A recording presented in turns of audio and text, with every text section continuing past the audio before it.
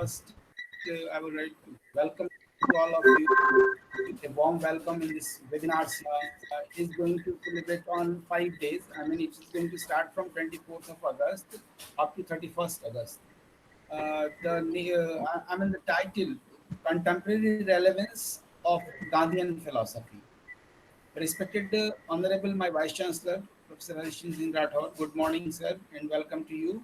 My dear respected speakers, dear and respected speakers, dear faculty members, students, and staff of CUSB family, a warm welcome to all of you.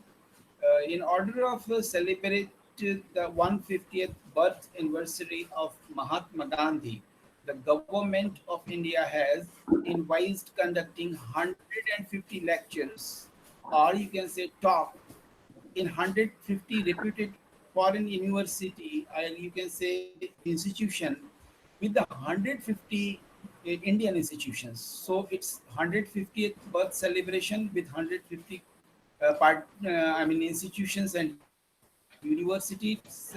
It's prestigious for us, and I welcome to all of you. Uh, this program will held before the 1st September 2020. The main purpose for holding this talk is to deliberate upon the contemporary relevance of Gandhi's thought and philosophy by disseminations in it worldwide intellectual circle due to the prevailing conditions arising out of COVID-19. So I welcome to all of you in this online webinar. So Government of India issued a letter on June that you have to organize this type of webinar, and University of South Bihar welcome to all of you, uh, and we prevail the and responsibility of organizing the series. 5 webinars by prominent scholars in different fields, hailing from different 5 disciplines, was geography, political science, international relation, history, anthropology, based on the institution from around the world. So thank you to all of you to joining this. I again welcome to all my participants with the Honorable Vice Chancellor, and I will now mic to the Aditya Mohanty to please invite our Vice Chancellor first for the introduction, and then we can proceed. Now to Aditya Mohanty. Sure. Thanks a lot, sir, for this succinct introduction to the program. It is customary for all of us to introduce our Vice Chancellor in an event, but I would be very honest, I would like to say that for me, he's a scholar of repute first and then a Vice Chancellor, an eminent educationist who has an illustrious career of over 30 years in the discipline, a former Humboldt scholar, and now a very strict administrator, but yet a very supportive friend. That is what for me is our Vice Chancellor, sir, who has many faces to him, but always giving his unflinching support for this event. And I'm sure that Professor Rathod would not be disappointed with the small, humble effort that as a team we are trying to put up. And with that note, let me tell you that Professor Rathod is one of, I would say that he's not merely a Vice Chancellor, but he's someone who gave meat to the idea of our university. We never had a building, we never had an infrastructure, but Professor Rathod was the one who started off to the extent that we today have the confidence of inviting speakers of this stature. And I hope that with the support of Professor Rathod in the background, we will claim some more aces in the near future. And with that note, I kindly request my adorable and honorable Vice Chancellor, Professor Harishchandra Singh Rathod, to give his inaugural address. Over to Professor Harishchandra Singh Rathod. Thank you very much, Aditya, for the nice words that you've spoken for me. At the outset, I welcome Professor Craig Jeffrey from Australia. You, Professor Sanat, and other colleagues from the university, and distinguished delegates who are participating in this event, which we are celebrating to commemorate the 150th birth anniversary of our father of nation, esteemed Mahatma Gandhi. Mahatma Gandhi is relevant, was relevant in his times, is relevant in the current times, and shall continue to be relevant for the humanity till we exist. That's what I feel about him. A very simple, very humble, very weak by his body, but a person of firm conviction, indomitable courage, determination, and a person who always thought of the downtrodden and the masses. The concepts of nonviolence, self-reliance, dignity of labor are such three concepts besides many other ideas that he gave to humanity are things to be practiced all through our lives. In fact, I'm not an authority on Gandhi, but then I'm an ardent follower of Gandhi, his ideas and philosophy and views. It's a matter of great honor that India as a country gave Gandhi to the world. Gandhi is not an Indian citizen. Gandhi is a world citizen. The whole world, the scholars across the globe who read him, understand the values of the ideas and philosophy that Gandhi had. In today's world, peace and harmony, coexistence, brotherhood are certain values and principles which every one of us around the globe needs to adhere to and practice. Gandhi never preached anything in his life. He practiced and people followed him. He led by example. I mean, you talk of any facet of the personality of Gandhi, you will find that that needs to be practiced by everyone. Since I've already said that I am not a scholar on Gandhi, we have an eminent speaker from Australia. And in fact, I am highly obliged by Professor Jaffrey's presence in this webinar. In fact, we are obliged by a benign presence and the way you have accepted to address us.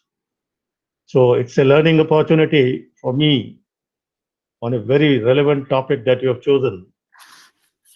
So I won't take much time because such platforms have a limitation of time. And since I'm not a scholar, I don't want to waste time.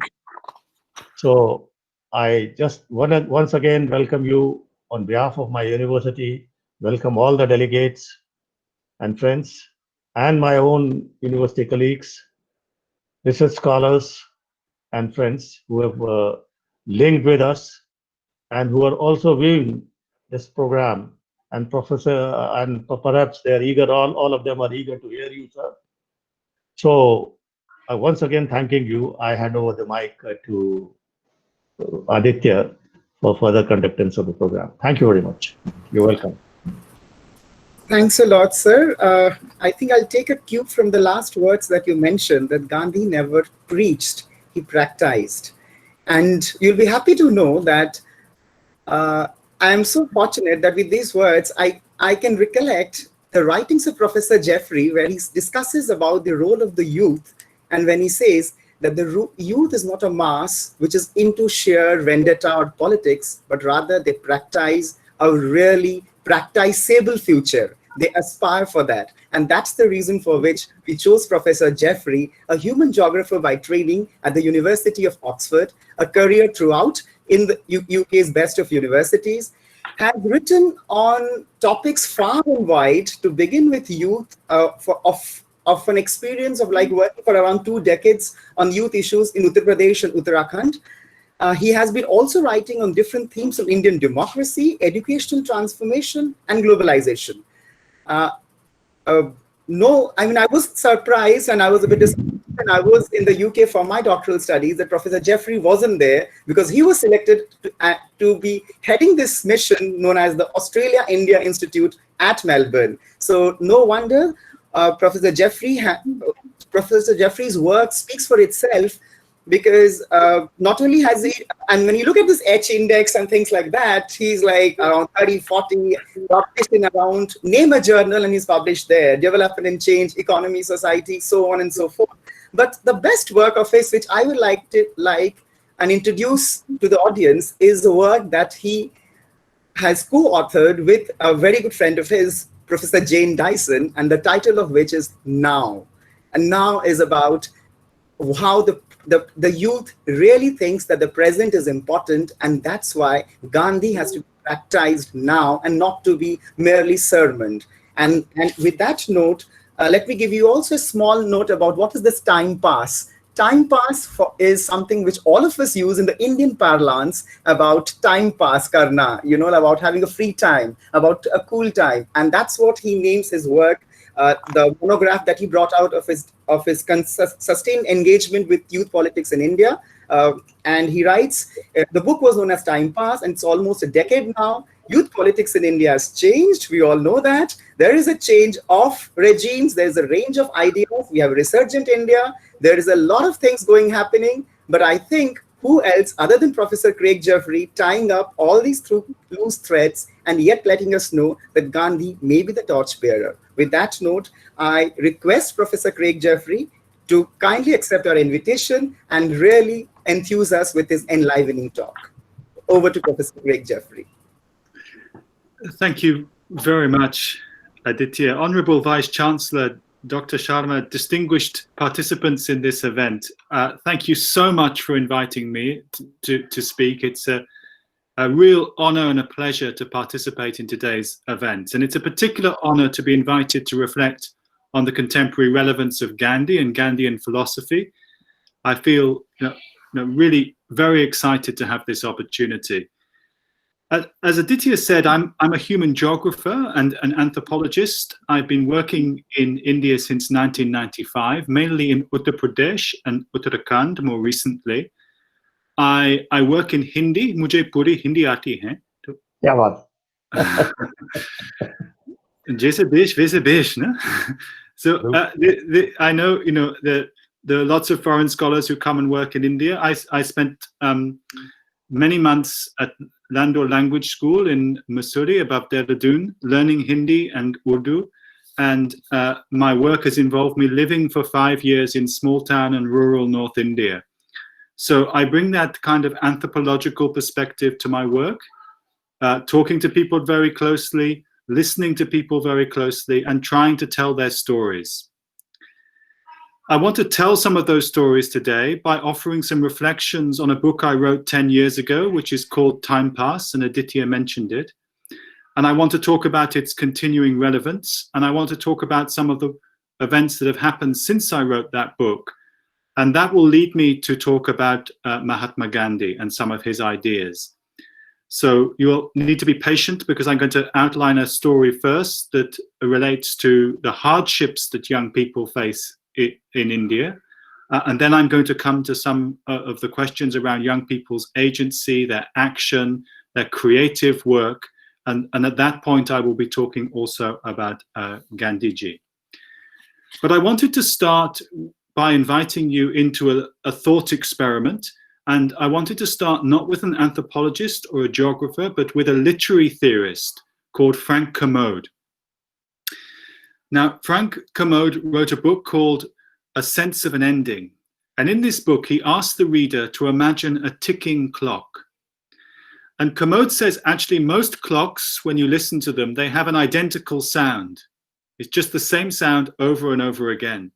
But the human ear starts to hear tick, tock, tick, tock.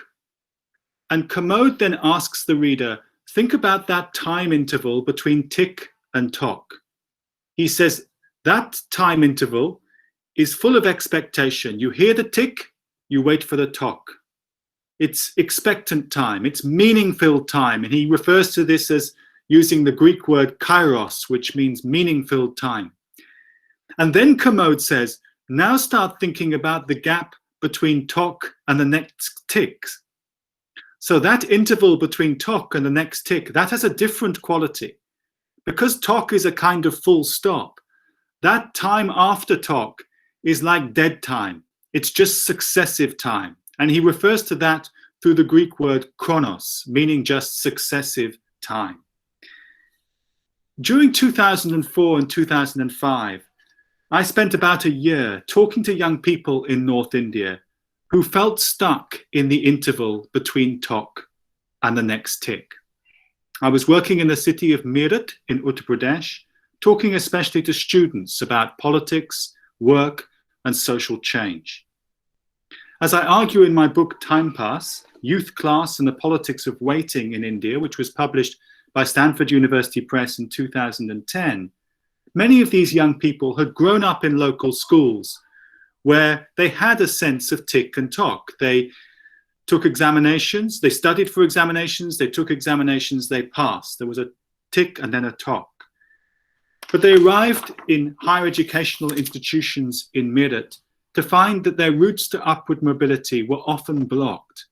Many said they'd spent over a decade applying for government jobs, and that at the time there were very few secure private jobs available for them to do. Very few were successful in finding the kind of stable employment that they had expected. In this situation, young people commonly describe their lives as ones spent engaged in time pass, in passing time, a word that suggested a feeling of surplus time, also a feeling of being left behind, and also a feeling of being detached from their studies. What are you doing? I'd often ask. Nothing, came the reply. Nothing, I'd persist. Time pass was a common answer. In Commode's terms, these young people felt stuck between tok and tick. As my research progressed, I realized that long-term unemployment and associated feelings of time pass were, however, productive in certain ways. United by their feeling of waiting, young people used their situation to develop friendships and alliances that would not have emerged in rural areas. They formed friendships across lines of religion, across lines of caste, across lines of gender that were not as common in rural Western Uttar Pradesh, as I knew having lived in rural UP for some time. Many young people also used time pass as a basis for developing new social and political projects, including efforts to contribute positively to the development of the university. They campaigned against university officials who were not doing their jobs properly. They tried to assist people in obtaining access to scholarships. They advised students on their studies. These various forms of action offered a basis for staking claims and served to restore a measure of narrative purpose. It restored a sense of a tick and a tok. So what I realized was that time pass was never a description of what young people were doing. It was a type of self-stereotype that they used to build solidarities, to create a sense of identity. It was a deliberate type of exaggeration. Now, we're now sitting here 10 years later. The people, 10 years after the book and 15 years after I did the research, the people I knew in 2004 and 2005 have scattered. They now often work in private service jobs such as sales, marketing, or small-scale entrepreneurship. Some are involved in private educational facilities that provide coaching to other students, and not all of those activities are necessarily productive. So in some ways, some of them have got involved in reproducing the system that produced them as educated, unemployed, and underemployed youth. But many are involved in some form of employment that allows them to make ends meet and that contributes to society in the region. They still, though, generally have a sense of being underemployed, in a sense of being in jobs that don't reflect their skills and ambitions. Contemporary students in Meerut face much the same mix of challenges as those that lived in Meerut a generation before them. And I know many who are participating in this event will have very valuable reflections on everything that I'm saying. Secure jobs are, if anything, even less apparent. When I returned to Meerut in 2019, people told me that students have become more cynical about their degrees and their prospects. The picture in India as a whole is one of a worrying problem of educated unemployment, even before the COVID-19 pandemic. So common has time past become that in 2017, the Oxford English Dictionary included the word for the first time. During India's April lockdown, it's evident that many people lost their jobs. But this is by no means an India problem specifically. The issue of educated unemployment and educated underemployment has become much more visible globally since 2010. The combination of a revolution of rising aspirations linked to growing education and the failure of economic growth in most settings to generate jobs has led to high levels of unemployment in numerous settings, as successive International Labour Organization reports have shown. Mechanisation and automation raise further concerns about the future capacity of young people to find work. There's also increased evidence that time pass has become a global phenomenon. A colleague, an anthropologist, Daniel Maines, has written a book called Hope is Cut, which discusses widespread unemployment in Ethiopia, and it connects the problem of unemployment to issues of shame, anxiety, and fear. Martin Friedrichsen has expanded on the theme of limbo, what it is to do nothing and be nothing, in the context of chronic unemployment in Georgia. Mark Summers describes the predicament of Rwandan young men, for whom progress towards adulthood is typically measured in terms of being able to purchase roof tiles, which are brought individually as people progress. Unemployment is then visibly marked by the inability to roof a house, and thus by a situation of continued financial dependence on senior kin. As Alcinda Honwana also notes, educated unemployment often has a type of cascade effect, as the lack of work creates a host of other economic, social, and political pressures. COVID-19 globally has added an extra layer of suffering and uncertainty. One form of limbo, lockdown and the associated uncertainty, is superimposed on another, the long-term underlying problem of not being able to find decent work. But the type of active and creative action that I identified as an aspect of unemployed youth lives in Meerut in the mid-2000s remains noticeable. Educated unemployed youth often have the time, the capacity, the motivation to engage in social action. They have been important in helping each other in small-scale ways in places such as Ethiopia, where they've formed friendship networks, advance loans with peer-to-peer networks, and extend mutual support. They've been significant in much larger social movements, such as aspects of the Arab Spring. The extended limbo associated with lockdowns and pandemic uncertainty across the world has provided a context in which young people have been enterprising, assisting others, for example, in public health campaigns. This rise in social action has also taken forms that I couldn't have predicted in 2010, as youth have used social media to advance their goals. This has allowed people facing prolonged joblessness in one region to connect with those in others. Interestingly, educated unemployed youth have also been involved in trying to rethink how to practice politics. I've argued with Jane Dyson in the article that Aditya mentioned that young people have been trying to develop a type of prefigurative politics where energy is invested in trying to model now the future that you want to see generalized in society in the future. There is a debate about whether Mahatma Gandhi ever said, "Be the change you want to see in the world." And I look forward to discussing this in the question and answer. From one perspective, and I gather, incidentally, it's nowhere in his collected works. From one perspective, though, it would be very surprising if he had not said those words. As the Vice-Chancellor said in his introductory speech a few moments ago, Gandhiji led by example. The Dandi Salt March can be viewed as a type of living lesson in how individual effort and reform can lead to institutional effort and reform. Gandhi said, if we change structures, the tendencies of the world will also change. Arun Gandhi, Gandhiji's grandson, said he heard his grandfather say something very like, be the change you want to see in the world. But I would argue that from another perspective, perhaps Gandhi might not have said these words.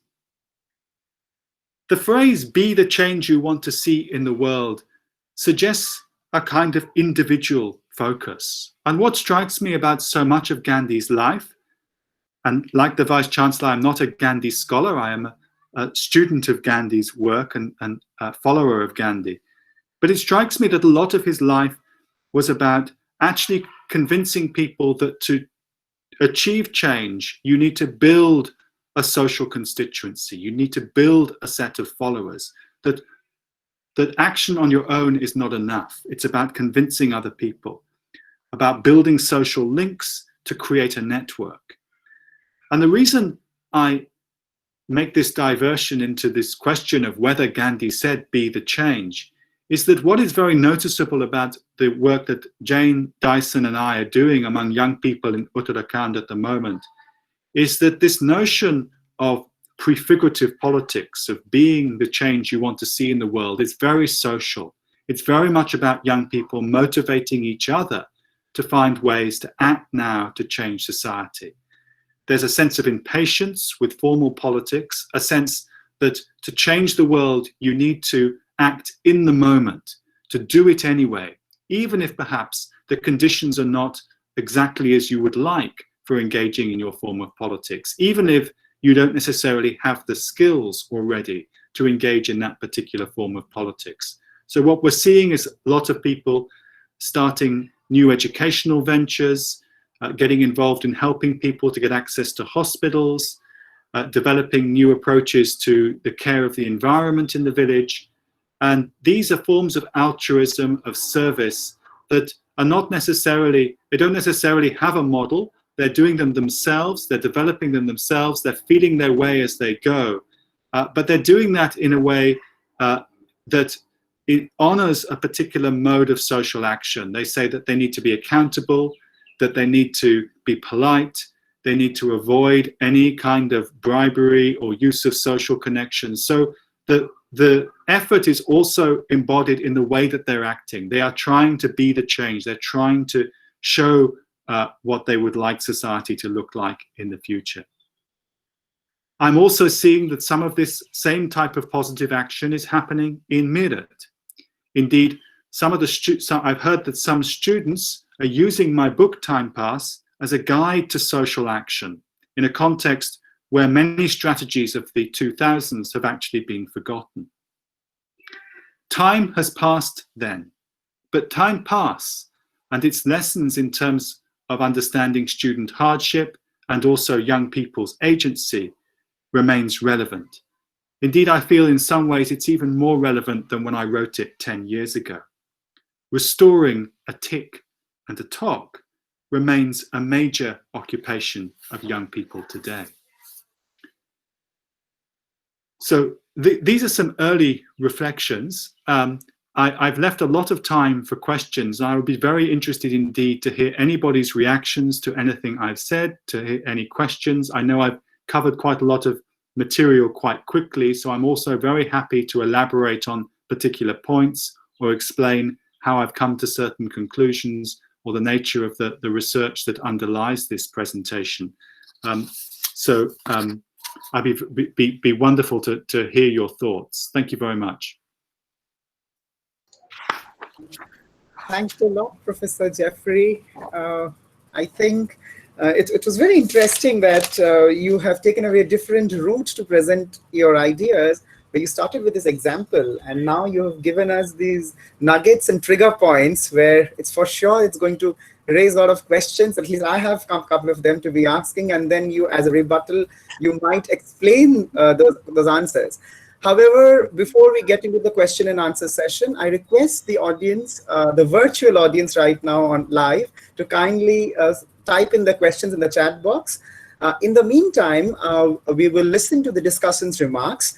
But I think it is important for me not to introduce a discussant for the sake of ritual, as I always say. It's because here is a gentleman who has studied and born and brought up in Meerut, Rohilkhand, and interior Uttar Pradesh, and now leads one of India's newly emerging universities. So that is Professor Kaushal Kishore, the proctor of the university, the dean of the School of Education, and who has been a part and parcel of an innovative program known as the Pandit Madan Mohan Malviya Mission for Teacher Education. He's also the president and the general secretary of that association at the national level. And we are fortunate to have him as a part of our institution. But most importantly for me, what is interesting of Professor Kishore is you just cannot tone him down by saying that he's a small school boy. He can make it big, and he does that. And that's what you were talking about, that when you talk about prefigurative politics, the youth is now resilient, it is restless. It's done with the old school thought. It wants to come. It will nudge you through no matter what. If you don't know its ways, it will teach you new ways. With that note, I request Professor Kaushal Kishore to kindly give his discussant's remarks as an educationist and as a practitioner, and of course, as a UP Meerutwala, to get the real flair of the situation and let us know that what Professor Jeffrey is telling to us is all stories or whether it has an element of truth in it. Professor Kaushal Kishore. Thank you, Aditya. Good morning, everyone. Our Vice Chancellor, Honorable Vice Chancellor, Professor Rathore, is going to add something. Professor Rathore first.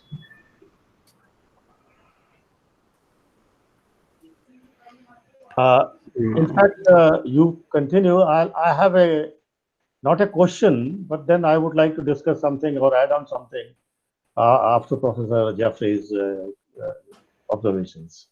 So you continue and then give me a chance, okay? Sir, thank you, sir. Good morning, everyone. And Aditya, let me accept that even Professor Rathore knows more than me about Meerut and its prefigurative politics. He spent a lot of time in Meerut University and surroundings there. It was Honorable Vice Chancellor, Professor Jeffrey, and other eminent participants. It was wonderful hearing you, Professor Jeffrey. And I was going through your article that you published in 2016 in Economy and Society with Jane Dyson, now prefigurative politics through a North Indian lens. And I found it quite connecting with myself. And when Aditya is saying that whether it's a story or it's a minute, actually it's a fine and minute observation. That's a true incident, that's a true thing which is happening around the youth in Western UP, particularly that Meerut region. And not only in Meerut region, Western UP, it's almost in the whole UP, particularly in throughout the country itself. The students are waiting for that gap between that time, talk and tick, between talk and tick. And one thing that's quite important, one thing that I also I want to add into it, Professor Jeffrey, is this fine observation that I understood that there are two types of educated unemployed youth. One that is holding degree with that capacity, with that actually education. There is another problem with having youth with a pseudo sense of education or a pseudo degrees. They are having degrees, but they have not earned those skills. And that creates a difference between this kind of capacity And sometimes when you observe in that article that youth politics is expressive rather than instrumental, or they don't have clear vision how to win power, that connects me to that situation. When we become part of a social movement or prefigurative politics without having the complete educational background of that situation, I feel that this leads to these youth to that non-instrumental part of that. First thing. Second thing, since that time we have time, we are passing our time, and then we are becoming part of the prefigurative politics as youth. But since this is not linked with our livelihood, so there is a time, the time comes when a youth has to move to earn livelihood for his family or other social responsibility, and that you rightly observe that the people who you were interacting with that time in 2005 and 6, now they are working in private sectors and other companies, and they are earning livelihood. They have left that idea of that social movement or social activities. But the point is very important, that capacity of youth, that energy of youth, that vision to change the present, not going to the future, as prefigurative politics talks about the present more than the future, to change the present, to bring a positive change in the society. If we are able to channelize this energy of youth, definitely it's going to help a lot in the society. And to channelize this energy, following Gandhian path is the best way. When you say that if you have capacity to influence your society mates, your other society, your other peoples. So if we can channelize this energy, this idea of changing the society, following Gandhian way is will be the most helpful to change the social system or the social structure, and particularly it will help in supporting the ideas which you are narrating about Jaipal in that article. So Jaipal's idea, and they are doing the work, so their aggression might be channelized into a positive energy. So I congratulate you, Professor Jeffrey, for such wonderful and minute and nice observation about the society. And Aditya, be sure it's not a story, it's the true incident. Thank you. Thanks a lot, sir, for your reflective remarks. I think it is really it is letting the talk sink in. That's what I can say with these remarks, that, well, it is not because with this dose of literary theory and comparative global studies that he was getting on in his talk, for a moment, I think some of us were getting a bit disconnected, but now you've got the India flair back and saying that, well, it touches our lives. But we are getting some more questions before, even I have a couple of questions to ask, but I think before we go to those questions, I would request Professor Harish Chandra Singh Rathod to give his remarks, and then maybe Professor Jeffrey, reflect on them, and in the meantime, you can get some questions. Professor Harish Chandra Singh. Thank you. I don't have any remarks, but then I would just like to put something which came to my mind after hearing Professor Jeffrey. In fact, I was a student in Merit University. I was also a faculty in Merit University, and I have read your book, Time Pass. I have read your book, Time Pass, maybe 5 years back. And when you spoke today, you were very kind. You spoke all the positives. But then in that book, you have also reflected upon many other issues. Naturally, in such a small time, you cannot do that. I would just like to, looking into what I'm reminded of the entire content of that book now. So, since we are having this webinar on Gandhi, so I would like to connect Gandhi a bit more in terms of what you have spoken and what your ideas in that book, and in particularly with reference to the youth and employment. I refer to a value of Gandhian thought, that is dignity of labor. If you go on to his writings, then Gandhi was in favor of, and he talked of har haath o kaam. Every hand should have a work. Mm. And he was, he rather, advocated not the bigger industries, but he advocated small cottage industries which are distributed across the villages in small townships. He was he wanted the society to be self-reliant, wherein everybody is engaged. Now, if you look into the magnitude of the size of the problem in India because of the population explosion, and in today's world, when you see due to the influx of technology, particularly automation, machine learning, machine doing things, robots, the jobs are not emerging. You are facing even in countries like UK, Germany, their population is very small. Even there you find unemployment growing.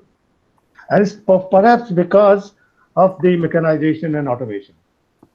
Even in future, if you look into the avalanche of the students coming in into the secondary schools and then to higher education, the number of jobs are not going to come.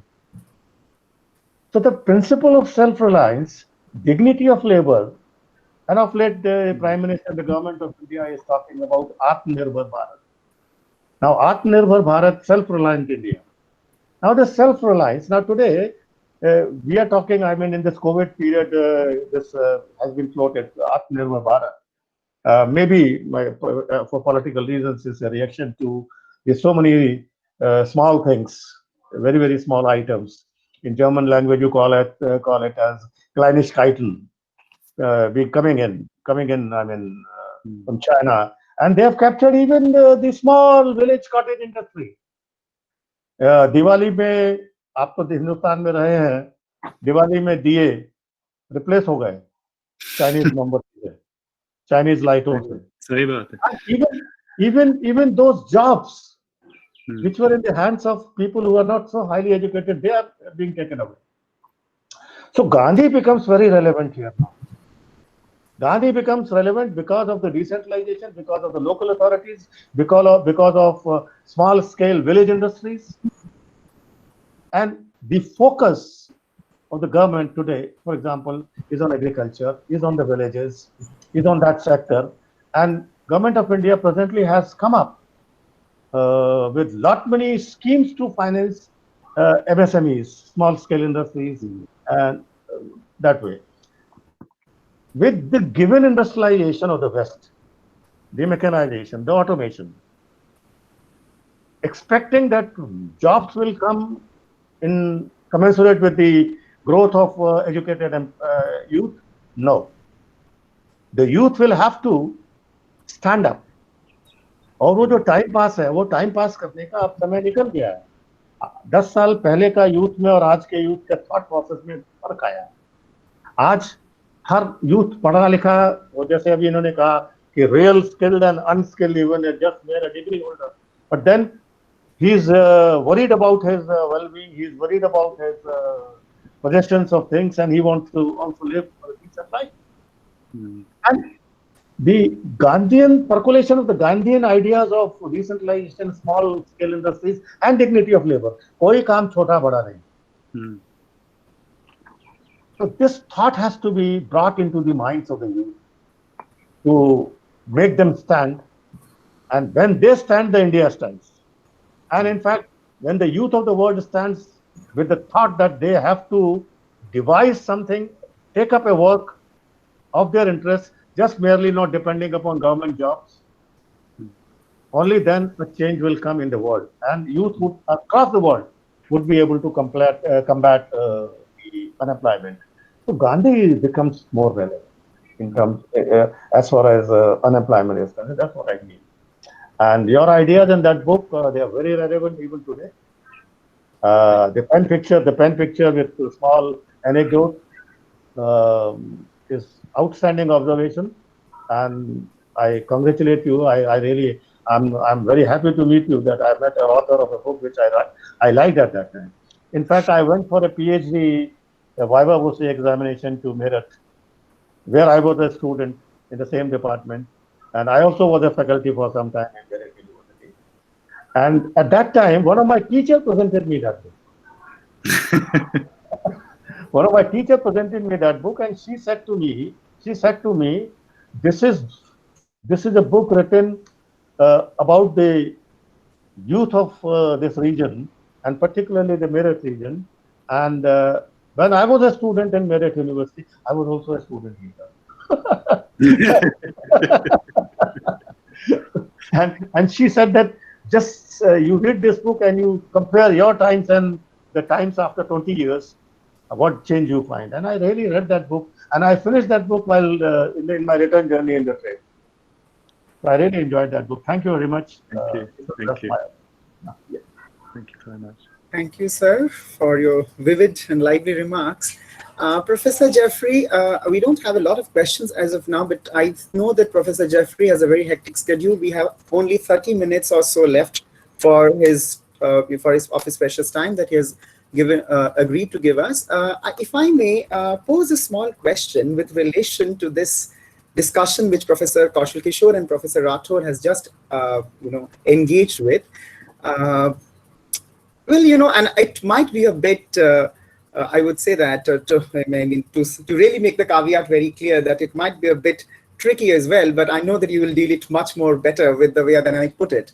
Now, the question is this, sir, that when we now see this change of governance models in the country, it's the change from the Congress regime to the BJP regime is not merely a question of left liberal politics to right-wing politics. It's a different mode of political imagination as well.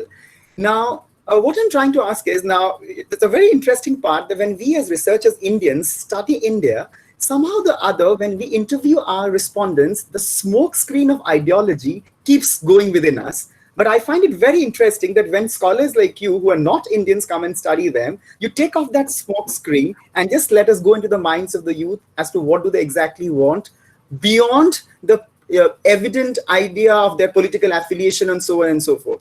So in that kind of a juncture, what I'm trying to ask you is, what do you think that ultimately matters for the youth today? Are they really bothered about who is the ruler, whether it is Indira ji or Rajiv ji or Modi ji? Does it really matter to them? What does your interviews and first-hand experience tell us? Because at the end of the day, we all know they want jobs, but there is a very frantic and a very vigorous youth politics that goes on, which seems to be high decibel politics, but which may not be so. So what are your reflections on that? That with the change of political regime in India and the change of governance apparatus, and of course the imagination that they're given, how is the youth dealing with that change? Are they really political or apolitical? Or are they going the Gandhian way of staying, ambiguous and ambivalent about it? Thank you. I'd like to start by expressing my gratitude to Professor Rathore for his extremely generous comments on my book. Sometime, Professor, I would be very interested, perhaps over chai, when there is an opportunity to hear what you really think, and to get your impressions of the book's limitations and perhaps areas where it has not represented the institution accurately. But I'm extremely grateful for your comments and would be very interested in having that longer conversation with you at some stage. It is interesting, and this gets to your point, Aditya, that I have a colleague, Satendra Kumar, who is an anthropologist who has also studied that region, who some of you will know. And he has conducted some similar interviews to my own and participant observation. And we've also published an article together. But it is interesting the kind of differences in the responses and the interactions that he had as someone who himself studied in Meerut College at one stage, and my work as an anthropologist. And I think the only thing I would say about that is that it's not a simple question of insider and outsider, because your race and your national identity is just one aspect of who you are. And there are lots of ways of establishing connections with people that have to do, for example, with being a professor and talking to another professor, or liking Indian food and talking to someone else who likes Indian food. There's lots of ways of connecting with people, and language is the most obvious one. And when you're talking in the same language, it makes a huge difference. And so I think, anthropology is always about the creation of stories. We don't believe that there is an underlying truth as such. It's an interpretive science. It's not a legislative science. But I think that I think that what I have tried to do is create a set of narratives in my book and in articles that the people I was talking to felt were important. And a lot of the art of an anthropologist is testing ideas with the people that you're working with before you publish them. They thought they were important, and they did have a relationship to the social action and objectives of the people I was working with on the ground. I would be very interested in reflecting a little bit more on the point that you made, Professor Vittor, about how these issues are not specific to India. You're seeing them being played out in the UK, in the US, and I can say also in Australia that these issues around educated unemployment and unemployment in general are very live in the country that I'm now living in. I'm reminded when you're driving a car in the wing mirror, there is a little warning that's sometimes written. It says, objects in the mirror may be closer than they appear. And I think this is right. This is a warning to all anthropologists. And I would like to say something very concrete, which is about the future in this context. I think it would be excellent, with your permission, to keep some of these conversations going in the future, and to think perhaps about how students at your university might be empowered to talk to some of the students at the university where I teach, at the University of Melbourne, about issues that they have in common. And think about perhaps even trying to relate your curricula to the curricula here. Maybe perhaps in a very informal way to start with, but perhaps building that in some way as we get to know each other. Because I think there's so many surprising similarities and also unexpected differences between the challenges that young people are facing in the world at the moment around jobs, around relationships, around mental health, around their opinion of the formal political structure. Surely. We'd like to do this. It would be excellent to have a longer conversation about this idea, because they would hugely appreciate that opportunity to learn from students and from staff at your institution. It's a very rare opportunity, and actually I think it's something that come about because of the pandemic, because more people are more comfortable with Google Meets and Zoom and etc. It facilitates possibilities that didn't exist before. True. We'll do it. Excellent. On your specific point about dignity of labor, one thing that parents used to say is, what is this time pass? Like watermelons in the field, they do time pass. You need to do something. And I think that idea of just doing is something that students got to some extent from Gandhiji. This idea that you need to act, that time pass is a kind of, the very fact that people drew attention to it is a kind of indication of how angry and upset they were that there weren't opportunities for them to be involved productively in the development of India. And I think the reaction to that was, no, we need to do something. We need to be productive. So much of the escape from this situation was about being productive, about doing, about actual action. Forget about the results of that action, just be doing something. And so I think that's a really important point. And I do think that as I said in the presentation, alongside that, young people had a very strong sense that self-reliance was not enough, that it was also about building relationships with other people and finding ways to act collectively. But I think that notion in the idea of self-reliance, of actually doing something, starting it yourself, not waiting to be told by the government or by your professor or by a mentor that you should do something, but actually finding a way to do it, that is really important. Aditya, on your question, what matters to youth today? I think that would be a wonderful topic for a PhD dissertation. What do young people want in different contexts? And actually sort of trying to build out from that a kind of project. I think that the leader does matter, because I think young people everywhere in the world are looking for role models. They're looking for people who can inspire them. They're looking for people who inspire respect. And, you know, I think that's from some of the studies I've seen of the last year's election and the 2014 election, young people did see in Prime Minister Modi a figure that they could respect, or that resonated with some sense of themselves, and you know, a sense of pride, a sense of pride in the nation. But does the leader matter in that much more general sense of, does the leader matter in terms of our access to work, our access to health, our access to education? Well, that I think is much less clear. I think people, the young people I speak to today in Uttarakhand, and you know, you're speaking to people at a much more everyday level. So I haven't done detailed research on people's political opinions recently. But what people will say is, you know, actually the particular political regime in power doesn't matter as much as you might think. Mm-hmm. Mm-hmm. And, you know, other things matter. Okay. So I don't know, you know, that's something that maybe needs some very careful thought. So we have a couple of questions in the chat box. I'll try to get them together and try to put you maybe around the 3-4 of them, but maybe there are some common overlapping themes. First one, which is very interesting, I think, and it's most creative, which has been put by 2 people in different ways. I would like to read out the question. It's very interesting. By somebody, a gentleman called Dr. I hope he's a faculty member, Dr. Aditya Prakash.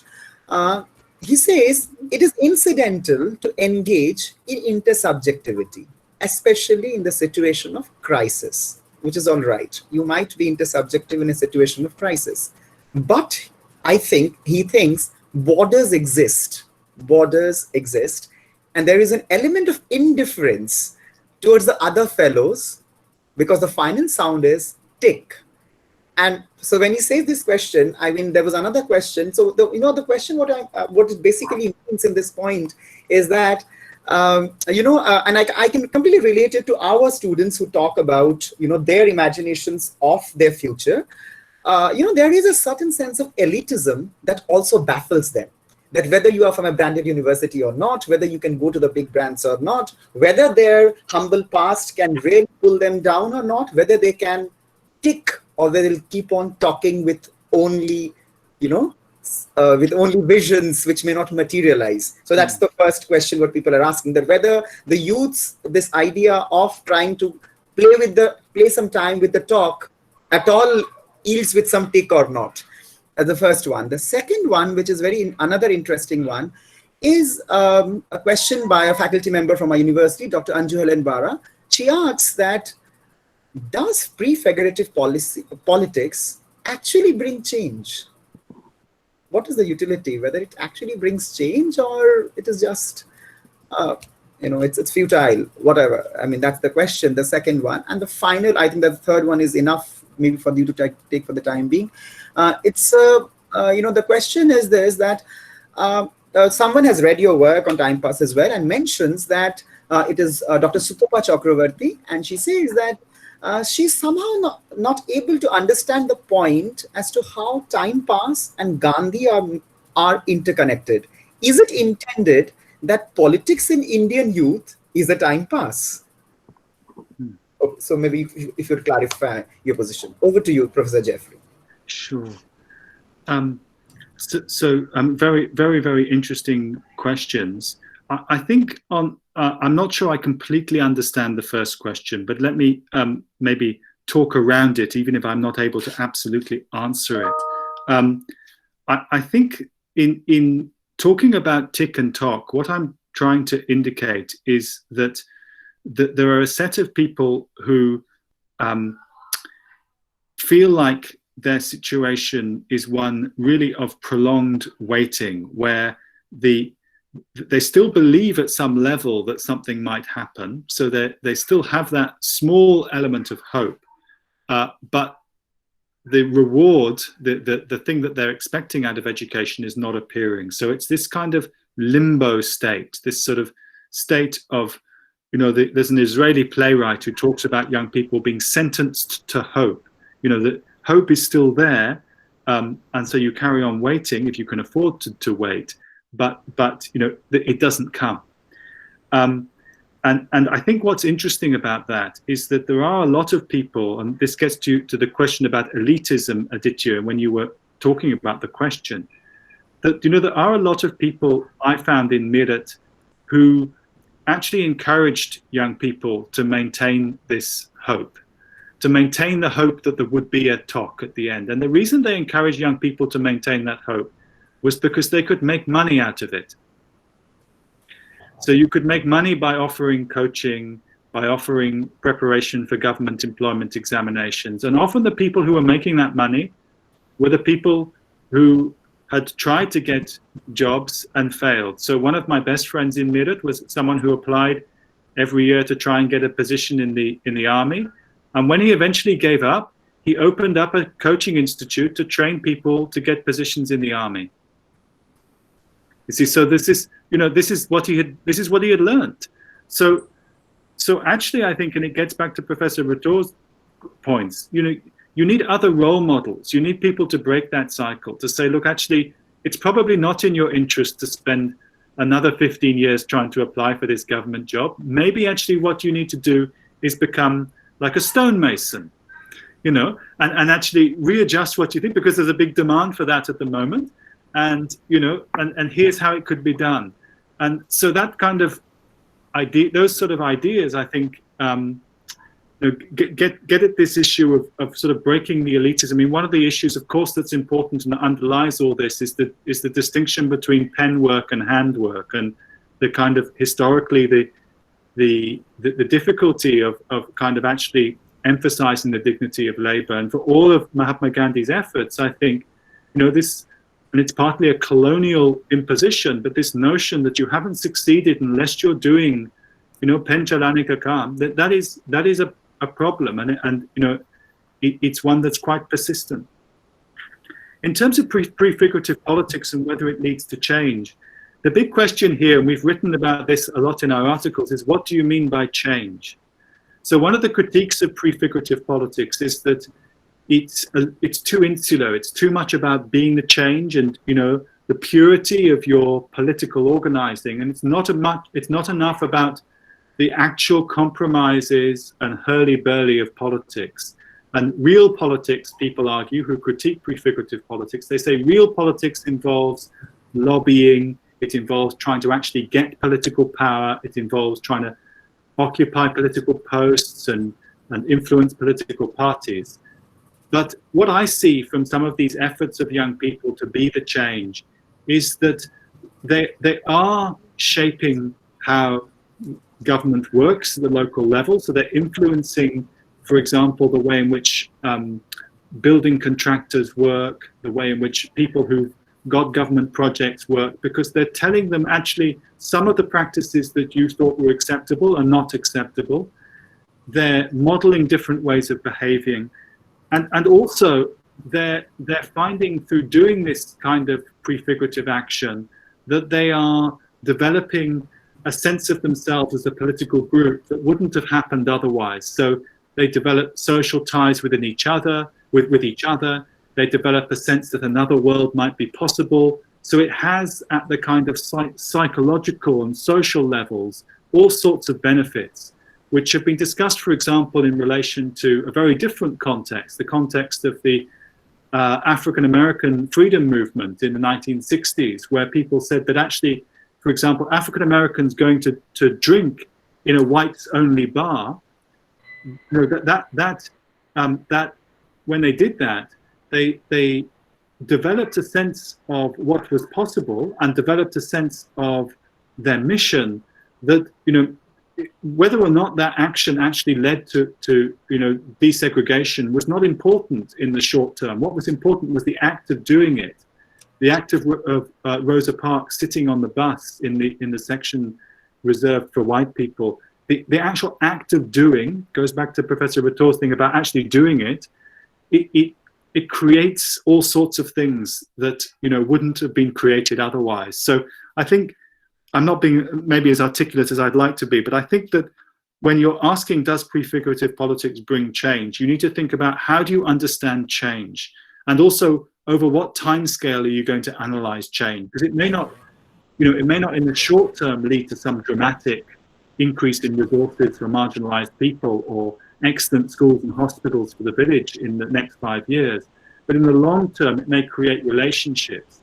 It may lead to experiences that provide the grounds for all kinds of new and interesting social and political projects to grow. And on the last question about time pass and Gandhi, I think in my presentation, what I was trying to set out was a kind of, I'm not going to say the word story again, but a kind of narrative whereby I talked about a lot of the hardships that young people face. And I was arguing that some of those hardships are not just social and economic, they're also about feeling in this sort of limbo state of not having a sense of a kind of obvious progression. And I was arguing that that kind of limbo is not just a form of social suffering, but it's also the basis for the emergence of different types of social and political action. But waiting isn't just a passive state, it can be the seedbed for all sorts of interesting activity. And one aspect of that activity is this kind of politics of be the change, of prefiguration, of saying, okay, we're not going to wait for the government to kind of necessarily do something for us, we're going to try and create it ourselves. So the way you might explain this to a student, and maybe I should have explained it to start with like this, is you could say, if you wanted to change the food in your university, you could say you might have two options. One option might be to write to the Vice Chancellor and say, the food at this university needs to be better. A second option would be to create your own canteen and say, we're going to eat at this little canteen and you know, let's see what happens. But eventually, perhaps the university will just copy our little canteen. And the second option is prefigurative politics. It may not always work. You know, in some cases it works, in some cases it doesn't. But it's a very interesting way of thinking about, you know, politics, you know, the extent to which you channel your energy into trying to perform now your vision of how things should be in the future. Professor, I hope I'm audible, Professor Jeffrey? Yes, you are, yeah. Yeah, thanks a lot for those, I think, quick but incisive responses. We still have around 5-6 questions to go, but then we just have 15 minutes left. So I'll just take up some 2 questions, which I think will give you enough time to substantiate on them. Well, one is by Professor Brajesh Kumar. He asks a very interesting question that, well, all this, you know, activism about the youth and politics, and the youth being resurgent, prefigurative, so on and so forth, is it, does it have a lot of substance, or is it more of media hype? Now, that's very important. Sometimes the students might feel swayed away by the media hype which is coming, and the media might give a lot of consumerist and aspirational tagline to that aspiration, but then at the end of the day, it might not lead them anywhere, but it is more about media hype, and they may not really end up somewhere. So whether this whole, what do you think, how much do you think does the media lead to corrupt the movement than facilitate this movement, in your view? And the second question was by a research scholar of ours, Anupam Ravi, and there was somebody else as well. Now, there is, I think it was by Dr. Nandini Roy. She asked a very interesting question, saying that when you talk about a resurgent youth movement, it seems as if the youth is resurgent provided it is a part and parcel of a political movement, or the political aspirations of the youth is an index of its resurgence. But how far do you think is it ethical politics, and where does the question of ethics really stay? Because finally Gandhi talked about an ethical politics. So whether the youth at all pays any heed to the question of ethics when it goes for politics? And the first question was, of course, about the question of role of media in, you know, in fanning the entire aspirational issue. So if you could really let us know your reflections on these 2 aspects. Excellent. Yes, of course. I think the media question is very interesting, and of course, media depictions of youth have changed over time in interesting ways. I have a colleague who is working on a history of the representation of youth in India. And he made the point to me recently, and it'd be interesting to hear if others have come across a similar sort of trend. But he said that in the 1950s and 1960s, there was often the notion that urban youth were the ones that were going to make India, and rural youth were the kind of recipients of the activities of urban youth. And so you don't agree, Professor Vittor? Okay, it would be interesting to trace this to the question of the urban youth versus the rural youth, and of course I'm not suggesting that was happening. This is one of the sort of ways in which youth were the image of youth creating India was an urban youth. But I think that it's very interesting how many films now have this kind of idea of the kind of the enterprising young person who overcomes their circumstances and achieves all kinds of, whether it's playing a guitar or transforming a community. That image is very, very strong in Indian cinema. It's very strong, I think, in the way in which the government are projecting how India will and how new India will emerge.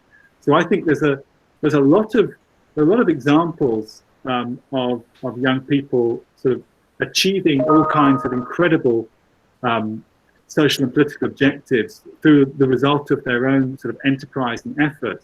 And on the one hand, I think those are very inspiring.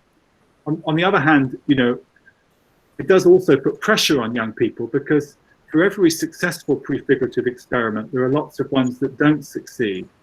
And the danger, I suppose, is that the idea of people being able just to make it regardless of their circumstances could be seen as almost an excuse for not trying to improve the institutional context in which they're working. So there's an interesting political question there about the effects of these kind of images of young people sort of just being able to, through their own enterprising spirit, do all kinds of incredible things. In terms of ethical politics, I think one of the distinctions that young people have made to me is the distinction between what they refer to as, well, what they argue is that politics has got a kind of bad name, and because too many people think about politics as being a matter of getting a share of the pie. They think about politics as being a sort of distributive. What can I get? And what they argue is that politics is not that. Politics is actually navigating conflict and creating agreement in order to create resources. So politics is about creating the pie. It's not about getting a slice of the pie. And I think that's actually also something that takes us back to Mahatma Gandhi and the idea of doing, that actually, negotiating with other people and inspiring them and motivating them to get behind a particular objective involves all kinds of politics, and then actually creates all kinds of resources, economic and social. And thinking about politics like that, rather than thinking about it as, I want to get my share, is about actually creating a new ethical narrative to get to the question. It's a new ethic, and quite an inspiring one, I think. Okay, I think you have almost answered all the questions to the best of your ability, and I think to the best of our interest as well. I think there was some minor differences of opinion of Professor Rathod, which I'm sure both of you are interested to sort it out later, about the urban youth and the rural youth and so on and so forth. But I think that it's very interesting. I mean, your talk is like double energized in your discussion session, where it was a 20-minute talk and it's not becoming almost a 45-minute tiring session. But I'm really happy to see the excitement and the enthusiasm with which you have kept us glued on, because with every question you're giving us something new. And with this last one, which you talked about, with the country going under this whole movement about the Sushant Singh Rajput issue, which is nothing but the brimming, the brimming of youth politics of it, about so many challenges below, about urban youth, rural youth, and the kind of impediments that they face, and yet they try to make a mark for themselves.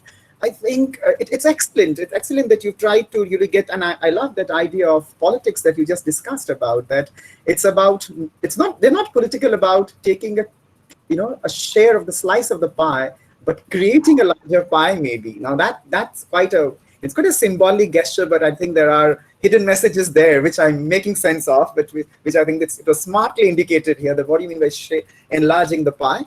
With that note, I think it was we need to go for the close of the session.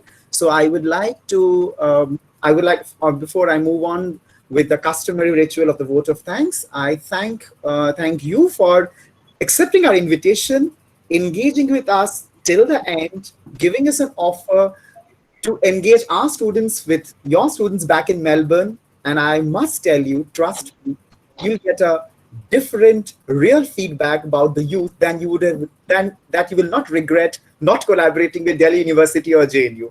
Our youth will give you a very different flair of what the new age cinema is maybe saying about what is entrepreneurialism from the horse's mouth. So I'm sure we'll not disappoint you at that point.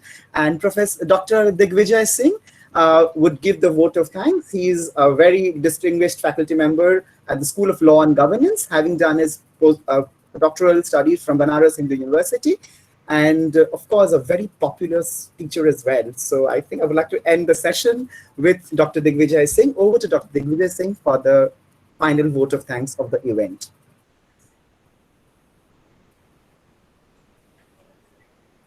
Yeah, Digvijay, if you could. Yes, sir. Thank you, Aditya. I hope I'm audible now. Yes, sir, please. Honorable Vice Chancellor, Central University of South Bihar, Professor Harish Chandra Singh Rathore, respected Professor Craig Jeffrey, Director, Australia-India Institute, University of Melbourne, Australia, discussant Professor Kausal Kishore, invited guests, faculty members, and participants. It is my privilege to have been asked to propose a vote of thanks on the occasion of this first international webinar to commemorate 150th birth anniversary of Mahatma Gandhi. I, on behalf of Central University of South Bihar, Advisory Committee, the entire team of organizing team, and on my own behalf, extend a very hearty vote of thanks to Honorable Vice Chancellor Professor H.C.S. Rathore for leading us from the front, for encouraging us and making a quick response to the University Grants Commission Education Ministry to organize the international webinars to commemorate 150th birth anniversary of Mahatma Gandhi. Respected sir, you have rightly recalled the philosophy of Gandhiji and its importance in today's life, and particularly in the context of youth. Respected sir, it may not be possible without your guidance and valuable comments to organize such an event. Thank you very much. Thank you very much to you. Further, a big thank you to Professor Craig Jeffrey for responding and accepting our invitation promptly. I am thankful to you, sir, for your efforts towards the theme of the webinar, Times Past, Reflection on Youth, Gandhi, and the 10 years since time passed. Your articulation of the theme has been enlightening for all of us. I must mention our deep sense of gratitude for explanation of topic and pointing out its importance for the youth in the present context in not only India, in the whole of the world. Thank you very much, sir, and we are very grateful to you for joining this session with us. Further, I wish to express our gratitude to Professor Kausal Kishore, Dean School of Education, for invaluable remarks in the capacity of discussant in the webinar and pointing out the pseudo character of the philosophy in the name of Gandhi.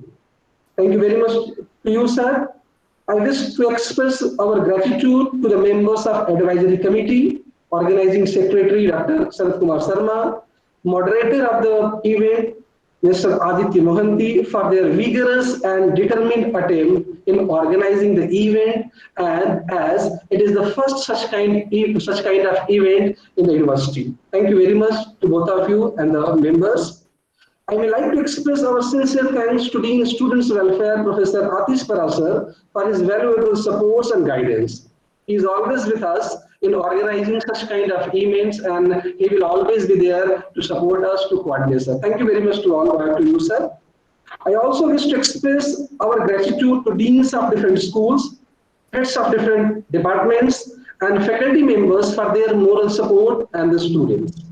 I also extend our thanks to Mudassir Alam, Public Relation Officer, Mr. Ashok Kumar Singh, and other members of the IT department and non-teaching staff of the university for their enormous cooperation in organizing and making the event success.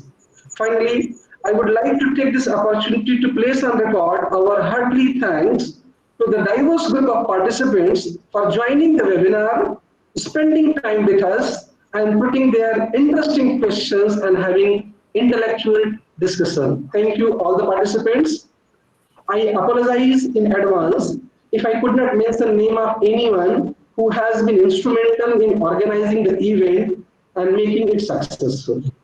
At the end, I just want to announce that we will back on August 26, 2020 at 2:30 p.m. for our next international webinar in the series on the theme A Feminized Rereading of Gandhi by Dr. Swati Parasar, Associate Professor, School of Global Studies, University of Gothenburg, Sweden. At the end, again, I thank you everyone for making this particular event a successful event. Thank you very much to all. Thank you. Thanks a lot. I think I'm loving a gesture of and I'm loving Dr. Sharma even reciprocating with a namaste. And I think your Chai Pe Charcha will continue with our Vice Chancellor post-COVID. Fingers crossed. Thank you. Thank you so much again. Thank you so much. It was an honor. Thank you. So see you guys. Thank you. Thank you very much to all. Take care of yourselves. Be protected. Remain healthy. Bye. See you again. Bye-bye. Thank you. Aditya sir, hello. Aditya sir, could you Yes, please sir? tell me whether we should continue with the same link? Could you please tell us no, Yes, whether yes, we we can we need, continue with the same link, if there same will be a link change, in the afternoon session? sir, no, it is not today afternoon. It is day after tomorrow. That is 26th of August at 2:30. Yes. If there is a link With change, a new link? no, if there is With a a change new in the link, link? we will. Sir, we are not sure of it right Okay. now. Please give some time. If there is a change, we will let you know. No problem. Most probably there won't be. Okay then. Thank you, sir. Thank Thank you. you. sir, I would like to say same link will Thank work, you sir. very Same much. link.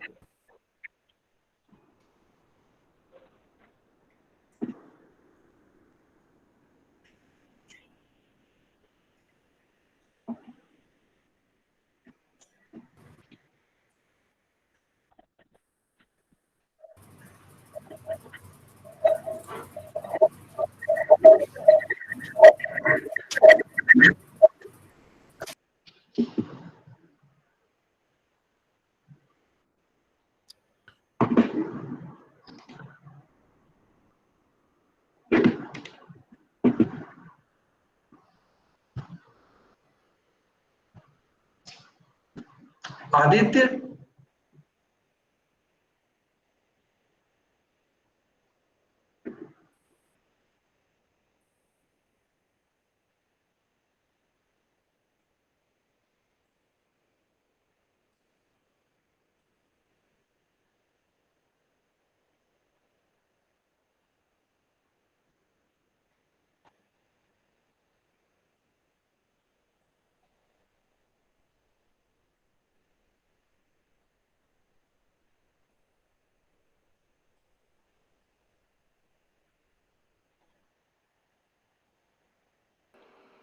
May I know how to give the feedback for this particular webinar?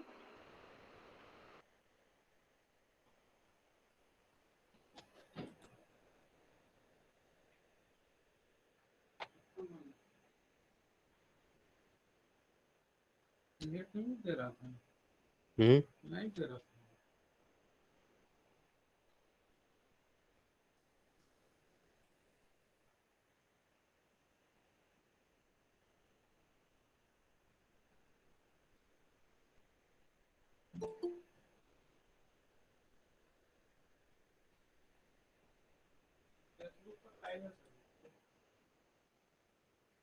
तो आएंगे नहीं sir? नहीं, Facebook खोला कीजिए sir. First of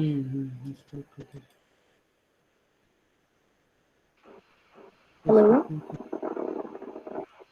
Hello?